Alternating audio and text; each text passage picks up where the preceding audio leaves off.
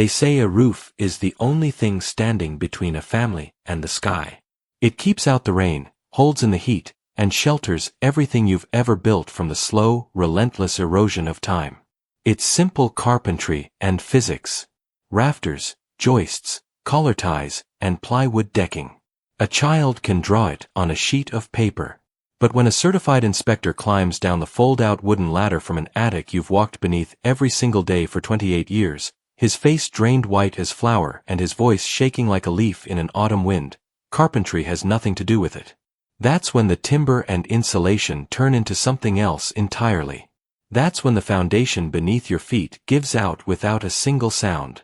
My name is Thomas Vance. I'm 65 years old. I spent 38 of those years working as a senior electrical engineer and high-voltage grid technician for the County Power Authority.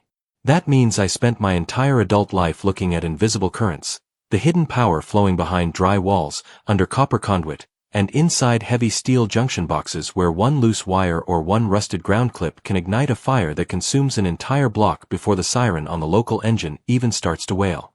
You get a habit for looking behind the paneling.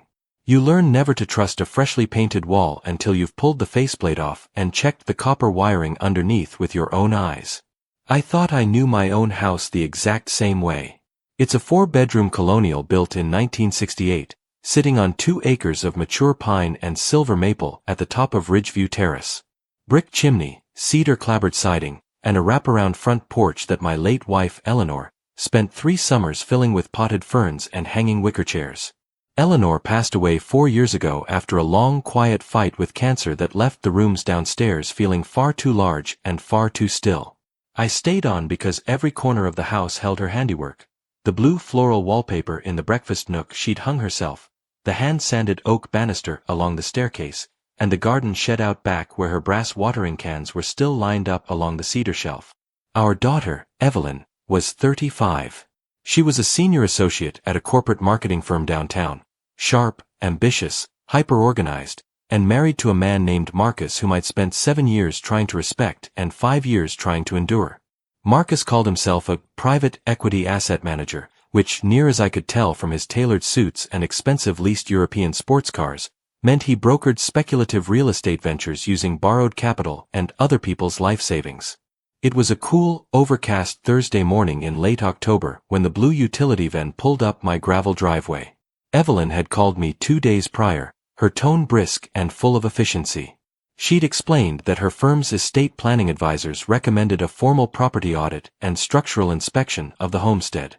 She claimed it was a standard procedure to update the property's replacement value for insurance purposes and to ensure the roof trusses hadn't suffered structural fatigue after the heavy snowfall we'd had the previous winter. "Dad, it's completely routine," Evelyn had insisted over the phone, her voice carrying that clipped, professional rhythm she'd picked up in boardrooms. "It takes 2 hours. The inspector is an independent certified professional. He just checks the foundation, the electrical panel, and the roof support structure so we have a clean paper trail for the insurance underwriters." I hadn't argued. When you're 65 and living alone on 2 acres, you learn to pick your battles with your children. I figured it was just Evelyn's way of keeping tabs on her old man, making sure the gutters weren't rotting or the chimney wasn't leaning. The man who stepped out of the utility van was named Ben Hayes. He was in his early 50s, wearing gray canvas work trousers, a heavy canvas tool vest slung with testing meters and flashlights, and a baseball cap bearing the logo of Hayes Building Diagnostics and Forensic Inspections. He carried a heavy aluminum tool case in one hand and a high-powered LED inspection lamp in the other. He walked up the front porch steps, wiping his boots carefully on the mat before extending a thick, calloused hand. "Mr. Vance?" he asked, his voice low, steady, and gravelly. "Thomas," I said, shaking his hand firmly. "Thanks for coming out, Ben." "No trouble at all, Thomas," Ben said, glancing up at the gables and the roofline with a practiced, automatic eye. Evelyn's office booked the full structural and systems package. "I'll start with the main panel in the basement, check the plumbing stacks, and then finish up in the attic crawlspace." "Take all the time you need," I told him. "I've got fresh coffee brewed in the kitchen if you need a cup." "Appreciate it," Ben said, stepping into the hallway. I like to work quiet and methodically. I'll let you know if I find anything that needs an immediate fix. For the first hour and a half, everything proceeded like clockwork. I sat at the wooden kitchen table with a mug of black coffee, listening to the familiar, methodical sounds of a professional at work.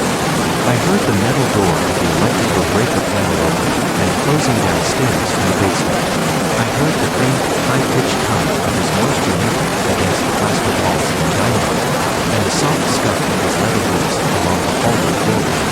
At 11:15, Ben came back up the main staircase carrying his aluminum toolkits and a telescoping aluminum lamp. "Panel looks solid, Thomas," Ben noted, pausing near the kitchen doorway. "Original copper wiring is in clean shape. No hot spots on the thermal panel. The sewer line is clear. I'm just going to pull the ceiling hatch in the upper hallway closet and check the main attic trusses and insulation layer." "Hatch is in the back of the linen closet," I pointed out. "There's a pull-down wooden ladder built into the frame." "Got it," Ben nodded. "I'll be up there in about 15 minutes. I stood frozen in the hallway, the image of the black box and the glowing blue LED display burning into my retinas. "Who?" My voice cracked, thin and broken. "Who put that in my attic, Ben?" Ben didn't answer immediately.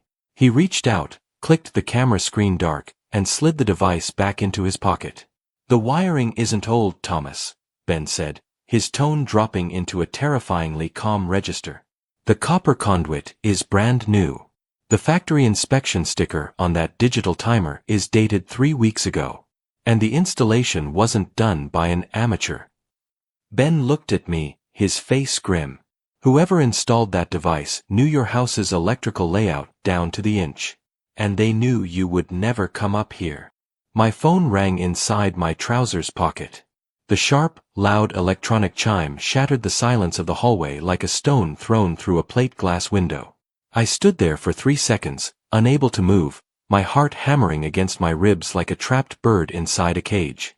Slowly, with a hand that felt completely numb, I reached into my pocket and pulled out the phone. The caller ID displayed a name I knew better than my own. Evelyn. My thumb hovered over the green button. My breath came short, shallow, and cold in my chest. I pressed the button and brought the phone to my ear. "Dad." It was Evelyn's voice. But it wasn't the easy, affectionate tone she used when she called to ask if I needed anything from the grocery store downtown. Her voice was sharp, clipped, heavy, and dripping with a strange, unnatural tension. "Hello, Evelyn," I said quietly, keeping my voice as steady as concrete. "Dad, is the inspector still there?" she asked instantly. "Did he finish the roof check?"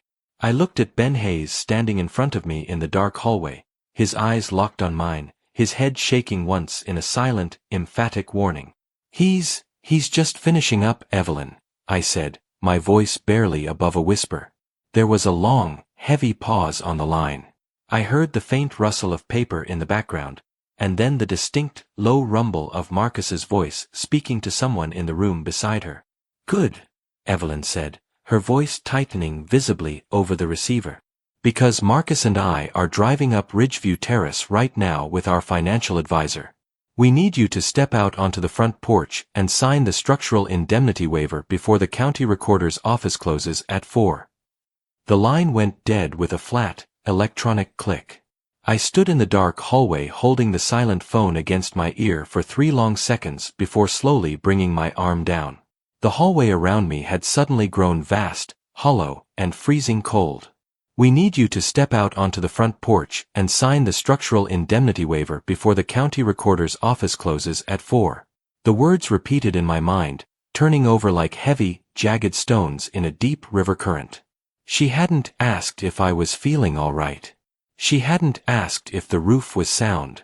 She had spoken with the dry, transactional authority of a claims adjuster closing out an unwanted account.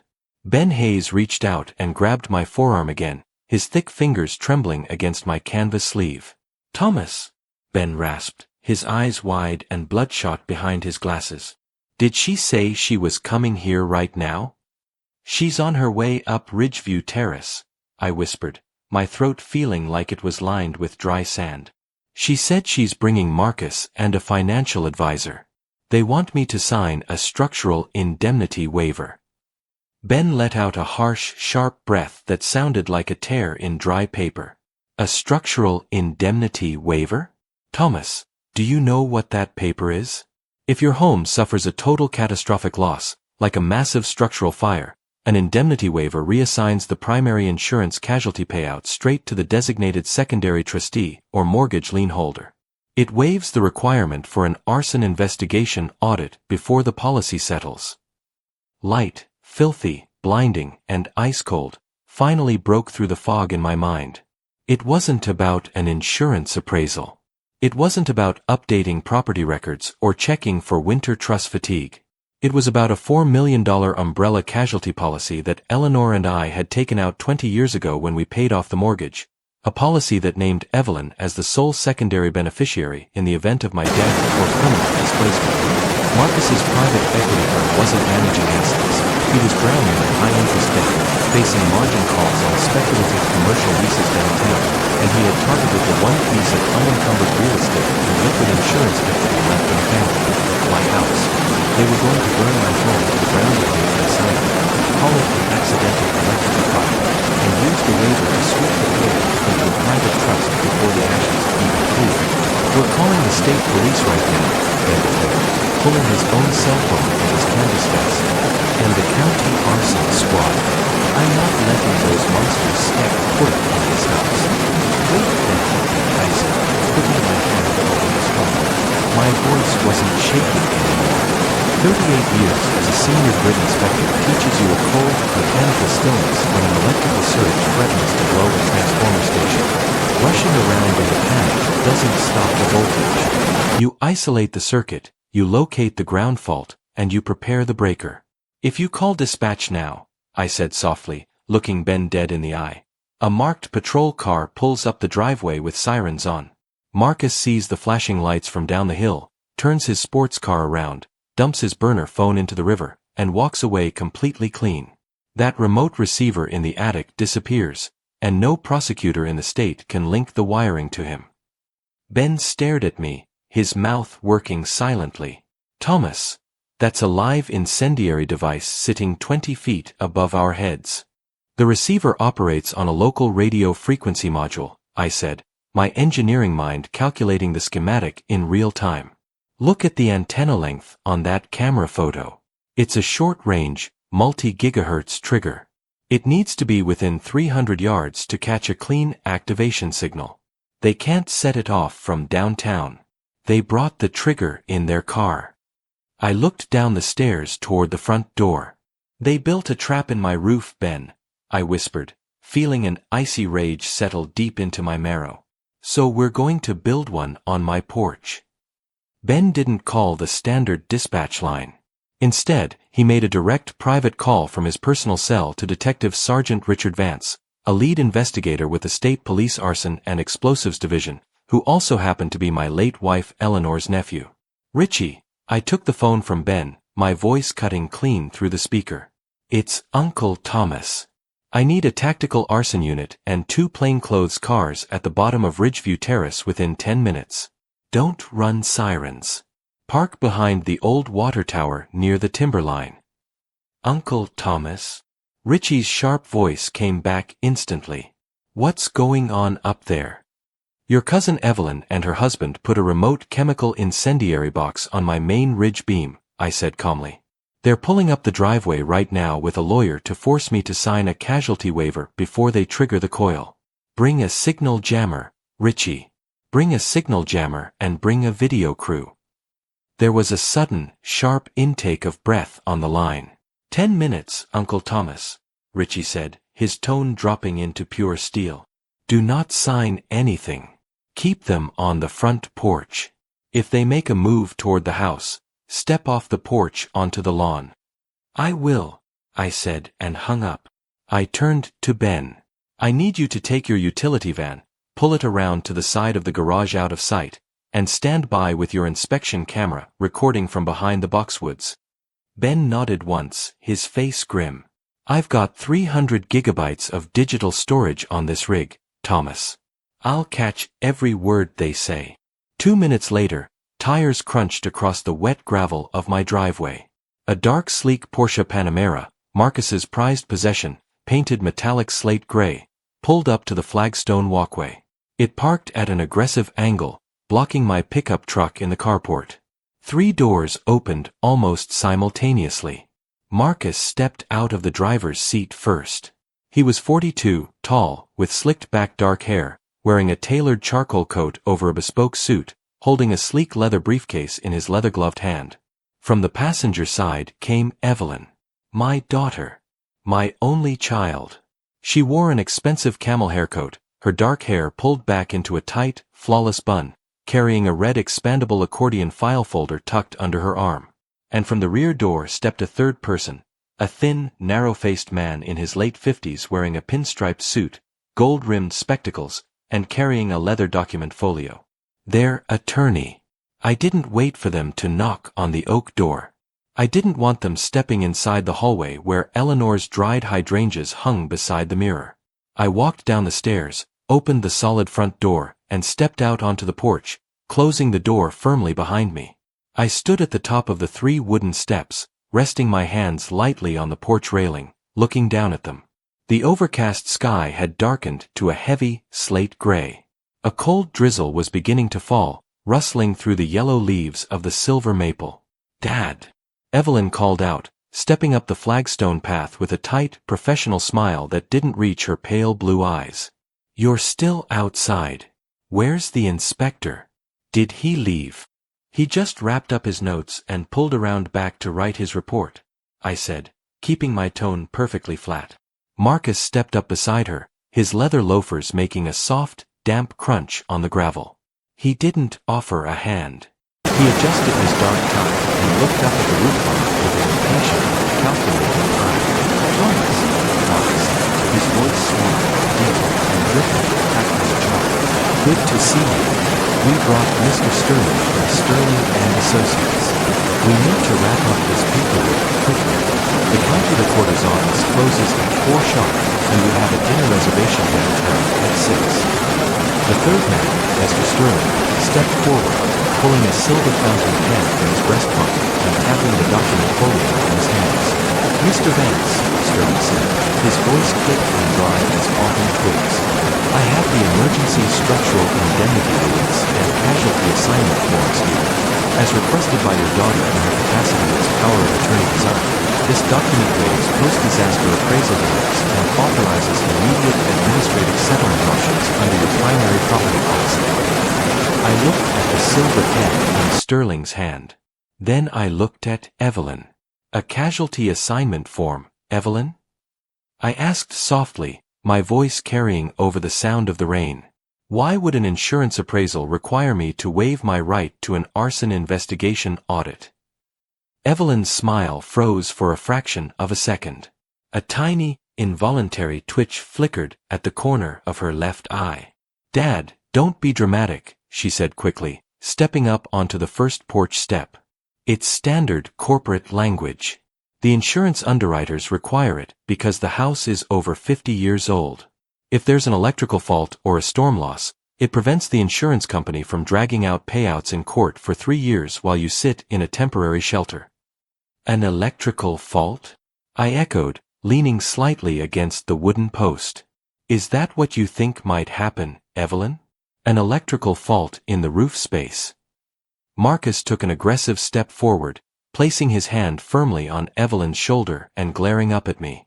"Thomas, we don't have time for a lecture on home maintenance," Marcus said, his voice sharpening, the polished veneer beginning to crack. "Evelyn and I have invested significant personal capital into restructuring your estate portfolio. You're 65 years old, you live alone on 2 acres, and you're 1 bad winter away from being unable to maintain this property. Sign the document so we can file it before 4 o'clock." "And if I don't sign it, Marcus?" I asked. Marcus's eyes narrowed into dark slits.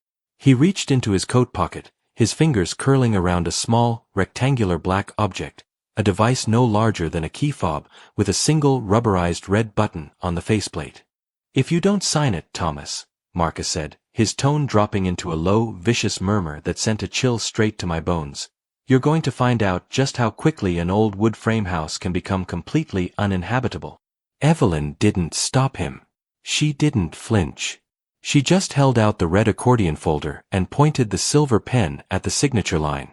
"Sign it, Dad," Evelyn whispered, her voice cold as ice.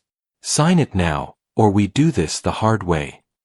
I looked at my daughter, the girl I had held in my arms when she had her first fever, the girl whose college tuition I had paid with 38 years of working 40-foot utility poles in ice storms, and I felt something inside my chest snap completely clean. "I'm not signing a single page, Evelyn," I said, looking her straight in the eye. "And neither is anyone else." Marcus's mouth twisted into a snarl. He pulled the black device from his pocket, his thumb moving directly over the rubberized red button. "You stubborn old fool," Marcus hissed. "You brought this on yourself."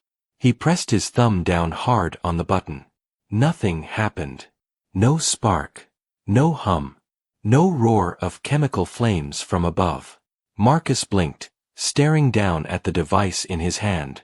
He pressed the red button again. Once. Twice. 3 times. The small LED indicator light on the top corner of the fob flickered dead gray. From down at the end of Ridgeview Terrace, the deep, thunderous roar of 3 heavy V8 engines echoed through the trees. 2 dark, unmarked Chevrolet Suburbans and a marked state police cruiser tore around the bend, their tires throwing gravel into the air as they accelerated up the driveway. They slammed to a halt directly behind Marcus's Porsche, blocking the driveway completely. 6 broad-shouldered officers in black tactical vests bearing gold lettering, State Police Arson and Explosives Division, stepped out of the vehicles with drawn sidearms, accompanied by a mobile signal jamming van that had pulled onto the front lawn, its roof-mounted antennas spinning slowly in the rain. At the head of the tactical squad walked Detective Sergeant Richard Vance, holding a federal search warrant in his left hand and a pair of steel handcuffs in his right. Marcus Vance. Evelyn Vance. Richie's voice boomed through a megaphone, shattering the quiet of Ridgeview Terrace. "Keep your hands where we can see them. Step away from the porch and drop the remote device immediately." The megaphone's echo died away into the damp afternoon air, leaving a silence so absolute you could hear the rain tapping against the fallen leaves on the lawn. Marcus didn't drop the black remote immediately. For 2 terrifying seconds, his thumb remained pressed against the rubberized button, his knuckles turning white as he frantically clicked it over and over again. His face transformed from polished corporate arrogance into a contorted mask of frantic, animal disbelief. "It's not working," Marcus screamed, his voice cracking into a high-pitched shriek. "Evelyn, the trigger isn't firing. The receiver's dead." "Drop the device, Mr. Vance," Detective Sergeant Richard Vance ordered, stepping past the hood of the white Suburban, his service weapon held steady on a 2-handed grip. The signal jamming array on that mobile unit was swamping every radio frequency between 800 megahertz and 6 gigahertz within half a mile. "Your remote trigger is a piece of plastic." Evelyn backed up 3 steps on the flagstone walkway until her spine hit the wooden porch railing.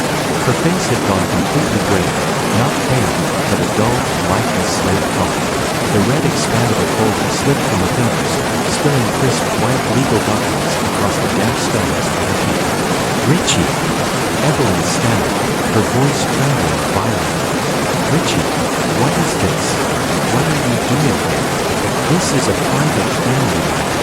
We're just updating Dad's property insurance." "Save it, Evelyn," Richie said coldly, stepping up the flagstones. He didn't look at her with the warmth of a cousin who used to share Thanksgiving dinners at our dining room table. His eyes were hard, professional, and entirely detached.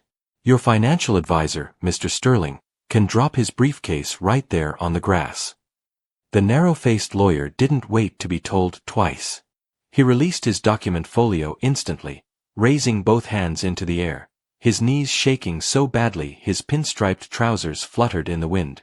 "I didn't know," Sterling babbled, his voice rising in panic. "I was retained purely to draft a standard indemnity agreement.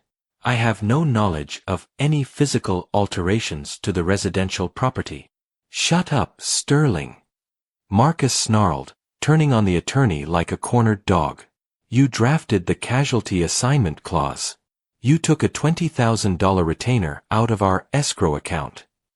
Keep your hands visible, Marcus, Richie commanded, closing the distance between them. Two tactical officers moved in with practiced, mechanical efficiency.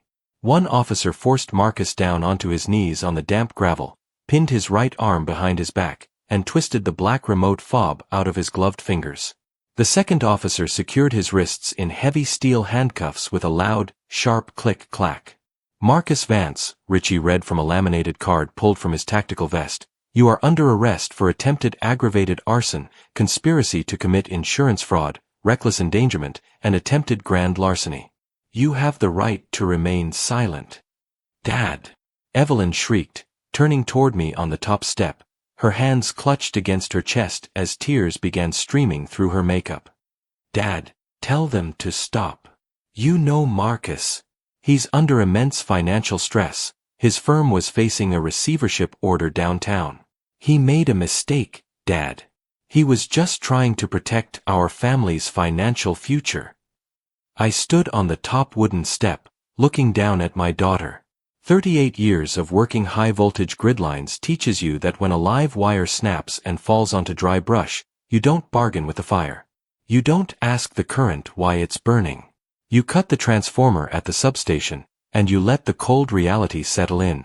A mistake, Evelyn? I asked, my voice carrying clean over the hum of the signal-jamming van. Installing an industrial chemical incendiary device on my main roof truss was a mistake? Wiring it into my home's primary electrical panel so I'd burn to death in my sleep was a financial strategy. We weren't going to do it while you were inside. Evelyn sobbed, her voice cracking into ragged gasps. We were going to wait until you went to your weekly retired engineers luncheon on Friday. We just needed the indemnity waiver signed today so the insurance payout wouldn't get tied up in county probate. A heavy, sickening quiet settled over the driveway. Richie stopped reading the Miranda rights for a brief second, looking up at Evelyn with an expression of pure, unadulterated disgust. You just confessed to a felony arson plot on a live body cam, Evelyn, Richie said quietly. Ben Hayes stepped out from behind the boxwood hedges near the garage, holding his heavy digital inspection camera in both hands, its red recording light glowing steadily in the overcast light. Got every single word on 2 separate digital audio channels, Sergeant, Ben declared, his voice steady now, the tremor gone from his hands. Including her admission that they planned the ignition sequence for Friday afternoon. A third officer stepped up behind Evelyn, pulled her arms behind her back, and snapped a pair of steel cuffs around her wrists. She didn't fight. She didn't scream anymore. She just sagged toward the ground, her expensive camel hair coat smearing against the wet oak post of the porch, sobbing uncontrollably as she was guided down the flagstone path toward the second unmarked Suburban. Marcus was hauled to his feet by 2 officers. His slicked back hair was plastered across his forehead with rain and mud, his tailored charcoal coat ruined, his eyes glaring at me with pure, unadulterated venom. You think you won something today, old man? Marcus spat, his voice raspy and bitter as he was shoved into the back seat of the lead vehicle. You're an old fool sitting alone in an empty house. You've got nothing left. I've got my home, Marcus, I said, looking him dead in the eye as the officer slammed the heavy SUV door shut. And I've got my integrity. That's 2 things you'll never own. Within 10 minutes, the driveway cleared out. The 2 unmarked Suburbans backed down Ridgeview Terrace, their tires crunching over the gravel, carrying Marcus, Evelyn, and Mr. Sterling toward the state police barracks downtown. The mobile signal jamming van switched off its roof-mounted antennas, its heavy diesel engine idling smoothly as 2 technicians in dark windbreakers completed their frequency sweep of the burning. Richie remained standing on the porch steps, holding a thick leather evidence pouch containing the black remote trigger and the spilled legal documents. He looked tired, the kind of deep, bone-weary exhaustion that comes from watching your own family tear itself apart overnight. Uncle Thomas, Richie said softly, stepping up onto the porch. A A forensics team from the State Fire Marshal's office is on their way up the hill right now. They're going to safely dismantle the incendiary box, disconnect the solenoid relay, and trace the copper cartridge back to the panel. I know how to disconnect the relay, Richie, I said quietly. I'm a grid inspector. I know you do, Uncle Thomas. Richie offered a faint, sad smile. But let the state guys handle the chain of custody. We need every inch of that wiring documented for the grand jury indictment. I nodded slowly, looking out over the front lawn. The rain was falling harder now, washing the muddy tire tracks off the gravel driveway, rustling through the yellow leaves of the silver maple tree Eleanor had planted 30 years ago. Come inside, Richie, I said, opening the solid oak front door. I've got fresh coffee in the kitchen, and we've got some paperwork of our own to look at. By 6 o'clock that evening, the house was quiet again. The State Fire Marshal's forensics team had completed their work in the attic. They had carefully disarmed the chemical canisters, unbolted the steel junction box from the main ridge beam, and tagged every foot of industrial armored cable as state evidence. The lead investigator, a veteran captain named Miller, had shook my hand on the porch before leaving, telling me it was one of the most sophisticated, cold-blooded arson setups he'd seen in 25 years on the job. Ben Hayes had packed his aluminum tool case into his white utility van, refusing to accept a single dollar for his inspection fee. You saved my life today, Ben, I'd told him at his driver's side window. No, Thomas, Ben had replied, looking at me over his glasses. Your wife's memory saved your life. If you hadn't taken such good care of this house, nobody would have thought to check behind that chimney stack. Now, sitting alone at the wooden kitchen table with a fresh mug of black tea, the house felt entirely different. The rain had stopped, leaving a cold, clear night sky filled with sharp autumn stars. The brass mantel clock in the living room ticked softly. Tick, tack, tick, tack, a steady, familiar pulse in the quiet room. I pulled open the bottom drawer of my kitchen sideboard and brought out a heavy leather binder containing my personal estate records.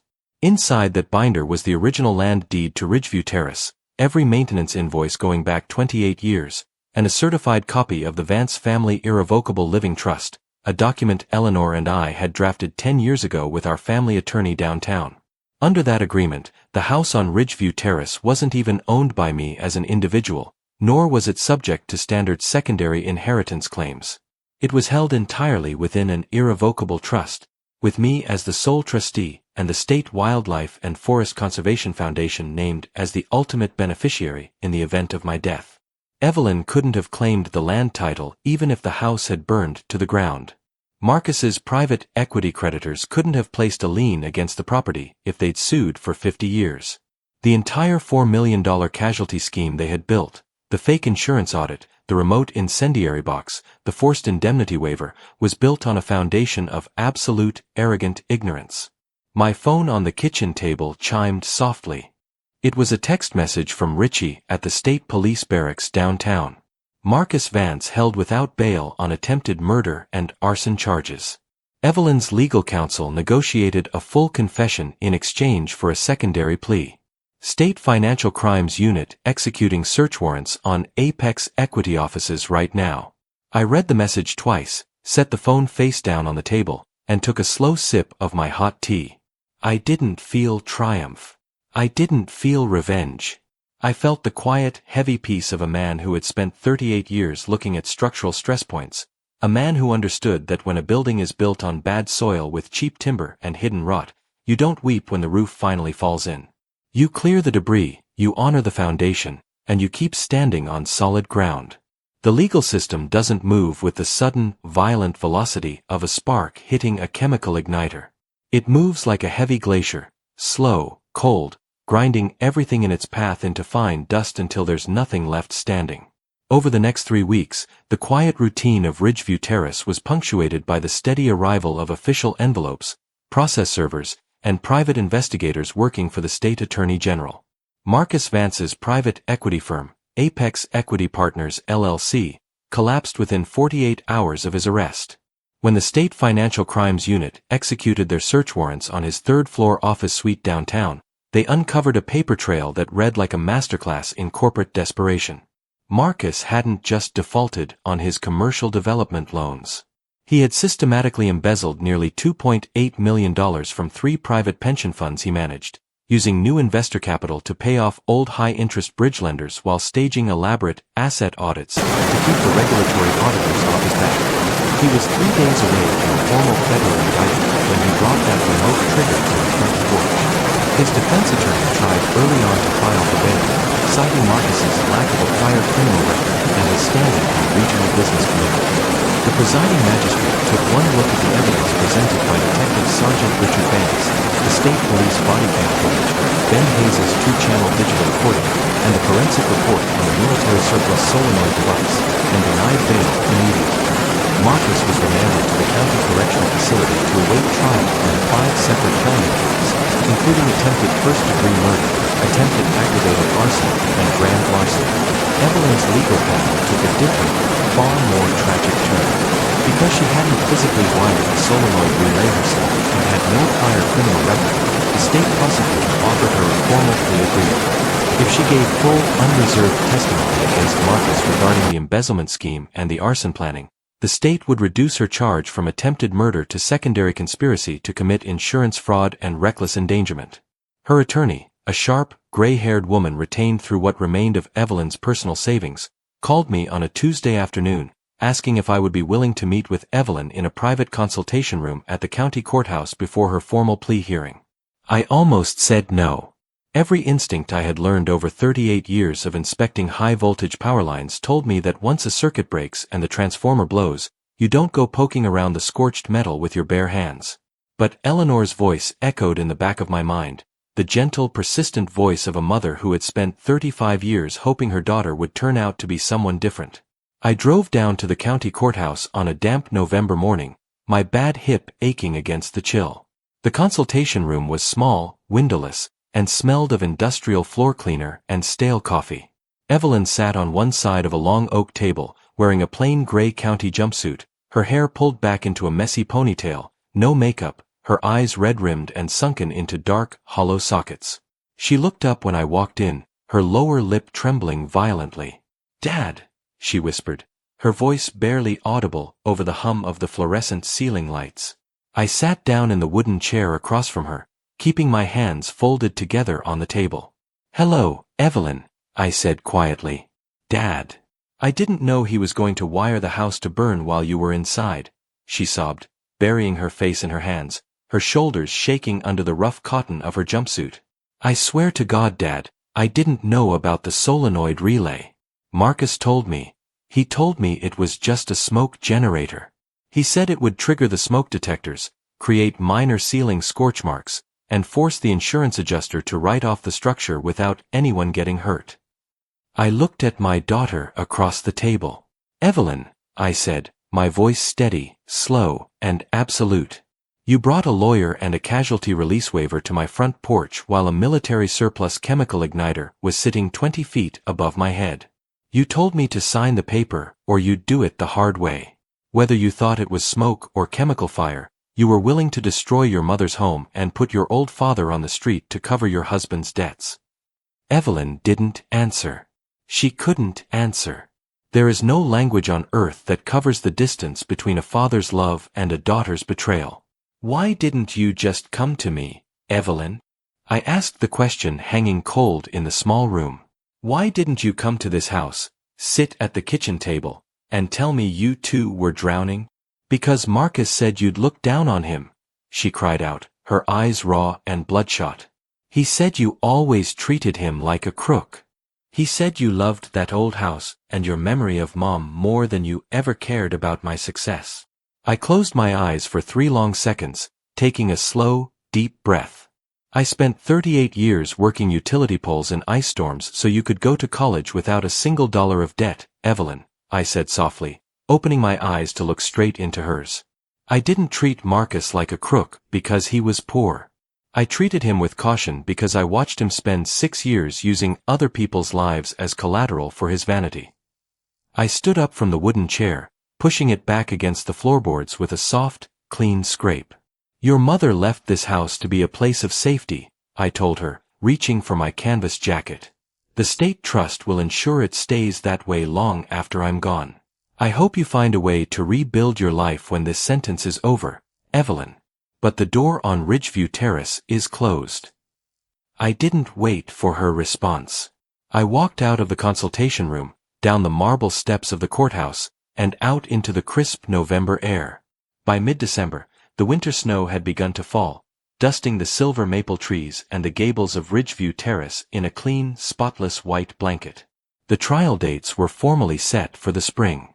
Marcus Vance faced a mandatory minimum sentence of 22 years in state prison without the possibility of parole. Evelyn signed her plea agreement, accepting a 4-year sentence at a minimum security facility, followed by 5 years of mandatory probation and full financial restitution to the pension funds. The house sat quietly at the top of the hill. Ben Hayes came by on a Saturday morning with his teenage grandson, bringing a heavy cedar tool chest he'd made in his woodshop. Together, we spent the afternoon up in the attic, installing fresh 3-inch pine collar ties, replacing the insulation layer where the state forensic team had pulled the conduit, and reinforcing the main ridge beam until it was stronger than the day the frame was raised in 1968.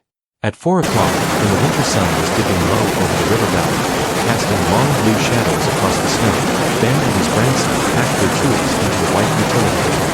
"She's solid, Thomas," Ben said, leaning against the porch railing with a hot mug of coffee in his hands. "That ridge beam will hold up another 100 years without giving a moment." "Thanks to you, Ben," I said, looking up at the clean gables. "No," Ben smiled faintly, setting his mug down. "Thanks to good carpentry and honest soil." After Ben drove down the hill, I walked out to the front yard wearing my heavy canvas work coat and boots. I stood beside the silver maple tree elm I had planted, feeling the cold, still air fill my lungs. I reached into my pocket, pulled out my heavy steel key, and looked down at the glasshouse key. It was worn at the edges, slightly scratched from 30 years of use, but it fit the oak door frame with a precision that mechanics alone could never fully explain.